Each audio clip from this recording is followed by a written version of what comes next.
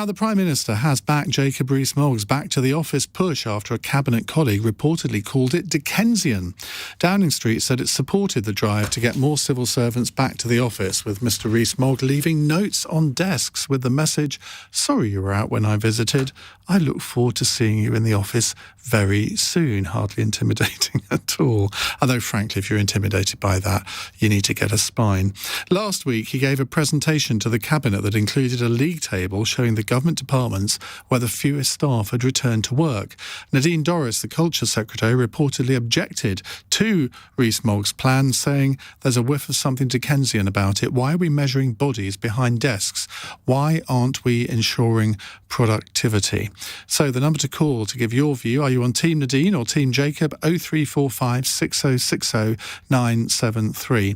Well, joining me to discuss this are Sarah Jackson, Visiting Professor at the Cranfield School of Management and former CEO of Working Families, and Russell Quirk, property entrepreneur and commentator. And my producer's helpfully then written, "Fight, fight, fight." Well, we're not going to do that. We're going to have an educated discussion. Sarah, let's start with you. Now, you are on Team Nadine. Just explain why. Yes, I'm surprised to find myself on Team Nadine, but here I am. Basically because Jacob Rees-Mogg's ideas about what make a good, successful boss are as outdated as his fashion sense. You know, he is absolutely Dickensian. He's talking about an old-fashioned way of measuring performance. I mean, I think if you're a boss who says, "I don't know what you're doing if I can't see you," I think if you have any problems with motivation, any problems with performance, those problems are all on you because you don't know how to run your people properly. But isn't it right for if an employer decides that the best thing for their business is for employees to be in the office, if not full-time, maybe 4 days a week, surely an employer has a right to demand that? Absolutely, of course you do. But it's up to you to sit down with your people and work out what is going to enable them to do their best work for you. Because you've just said it, this isn't about working full-time from home. This is about saying, we would like you to be in the office a certain number of days a week. And the best way to do that is to be very clear about what has to be done, when it has to be done by, and to what standard it has to be done. And then all the research evidence and all the real-life employer evidence says you then butt out. You stand back and you say, Now you know what I want you to do. You work out the best way of doing that. So you as the boss set the parameters, you set the non-negotiables, and then you give people choice and control, and they will perform better for you. But as I understand it, the problem here is that many civil servants are working 5 days a week from home and are just refusing to come back to the office. Well, that's a management problem. You know, if that is honestly the case, then the manager needs to sit down and say, is this a job that can be done full-time from home? Now, there are around about 20% of the workforce would like to work full-time from home, having had the experience of doing so through the pandemic. It's not always going to be the case that those jobs will be doable full-time from home. There are issues around collaboration. There are issues around team cohesion. There are issues around inducting new people and creating team spirit. But it's got to be done together. You know, you can't treat people like children and say, because you're stamping your foot and saying, I'm not going to come in, I'm going to stamp my foot and be quite childish back the way. This has got to be grown-ups sitting down and say, what's the best way to deliver the services that we're here to deliver? Russell Quirk, what Sarah said seems eminently sensible and reasonable, doesn't it? Well, apart from the fact that, of course, people that work for other people, whether it be in the public sector or the private sector, don't have the God-given right just to decide where they work all of a sudden. So we've had this kind of hiatus for 2 years where there's been a necessity with regard to working from home. And why it's got into people's heads now that should become a permanent fixture, I really don't know. It's obviously not in the employment contracts of the vast majority of the people, whether it be public sector or private sector. So I think, I support Jacob Rees-Mogg, frankly, on the basis that not only do people not have the right to simply work from home or anywhere else, but let's be frank and clear here. This is a focus on the public sector. So we can muddy the waters by talking about people generally working from home. But this is Jacob Rees-Mogg in his role in government talking about the question of where the public sector, where civil servants work. Now, my experience, I'm afraid, the public sector, is that they are are generally less efficient than the private sector, and that's backed up by data. So, for instance, where sickness is concerned and days lost through industrial action. So I think if we want our public sector, public servants that are paid by the taxpayer to be accountable and to be efficient and to do the job that they are paid by the taxpayer to do, I think we have, as taxpayers, every right to expect those people to come into the office. But not only that, when we talk about productivity, Ian, it's not just about measuring someone on a kind of abacus or on some computer program every day as to how efficient they are. When it comes to getting face-to-face, bearing in mind we are social animals, there's a human factor to this, we should be thinking about such things as motivation and culture.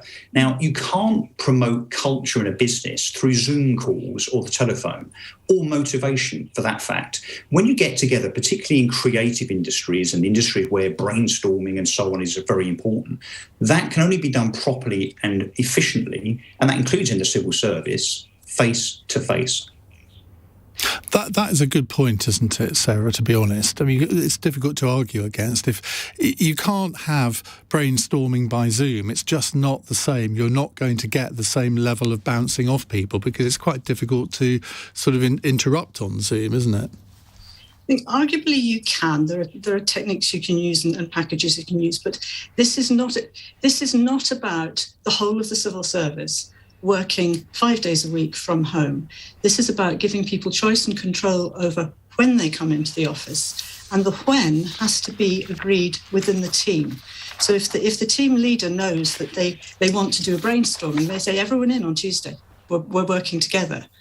I mean, I think that the real issue here, if we're talking about taxpayers and value for money, is there is a huge market at the moment for people moving on. It's called the Great Resignation. Private sector, public sector, it doesn't matter. People are looking for new jobs. And right now, the first question that everybody is asking the recruiters is, does this job offer hybrid working? So if you're a manager in the civil service today and you hear Jacob Rees-Mogg, you are going to be in despair thinking about the impact this is going to have on morale and staff retention. And if you're outside the civil service, you're in commercial sector, you've got skills shortages and vacancies to fill, you're rubbing your hands with glee. You're thinking, here are some highly skilled civil servants, and I can start looking on LinkedIn and headhunting right now because Rees-Mogg has just told them that they're no good, and I know they're good.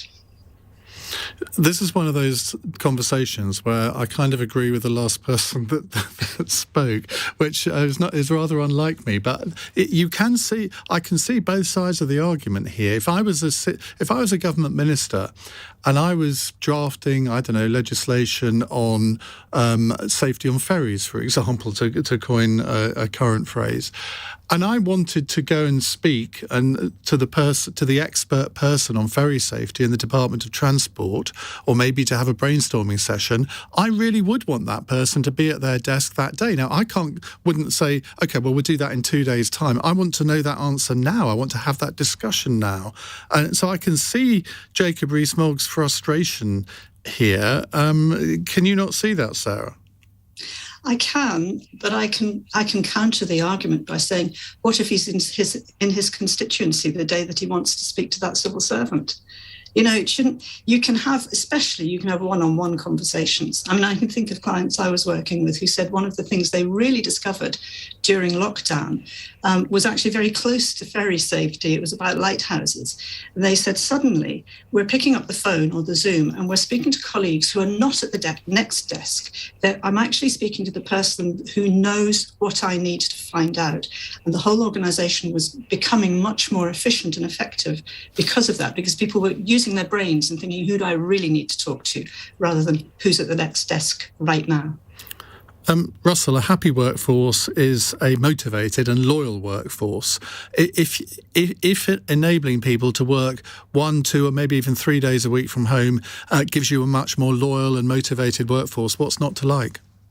Well, I think that hybrid working is the way forward. It's actually the way that I choose to work. But I don't think that's the issue here. The issue is that... now the truth is coming out. No, but because I'm in the luxurious position of working for myself, Ian. So I don't choose to work for the civil service, where ultimately then I would choose to be kind of more told what to do, I guess. But the other thing that we need to consider in the public sector, of course, is that the public sector on average is now paid more than the private sector. Now, that never used to be the case, but of course it is now. And I think public sector workers, if they do insist on staying at home, and again, this whole dynamic here, this issue, is because large swathes of the public sector have refused, if you like, to go back to the office, on a semi-full-time or full-time basis. They should be very, very careful, because I think there'll be a lot of private sector people earning proportionally less, thinking, well, actually, I'll go and do their jobs instead for more money.